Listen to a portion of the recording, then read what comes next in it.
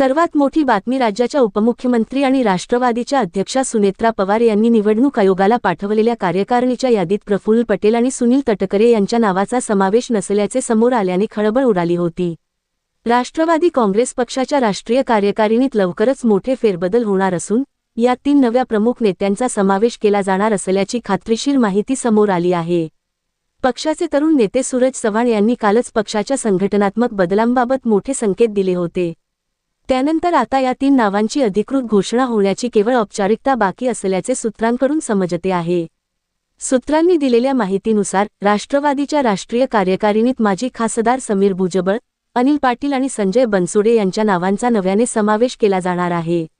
आगामी राजकीय गणिते, पक्षाचा प्रादेशिक समतोल आणि संघटनात्मक बांधणी अधिक मजबूत करण्यासाठी या तिन्ही नेत्यांना राष्ट्रीय पातळीवर मोठी जबाबदारी दिली जात असल्याचे बोलले जात आहे। नव्या नियुक्त्यांच्या पार्श्वभूमीवर पक्षाचे ज्येष्ठ नेते प्रफुल्ल पटेल आणि प्रदेशाध्यक्ष सुनील तटकरे यांच्या सध्याच्या भूमिकेत काही बदल होणार का, यावरून राजकीय वर्तुळात उलटसुलट चर्चा सुरू झाल्या आहेत।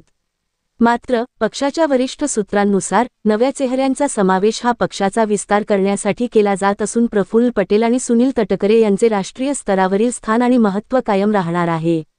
निवडणूक आयोगाला एप्रिल 29 रोजी पाठवलेल्या यादीत या दोघांच्या नावाचा समावेश नव्हता। त्यानंतर ही तांत्रिक चूक असल्याचे पक्षाकडून स्पष्ट करण्यात आले।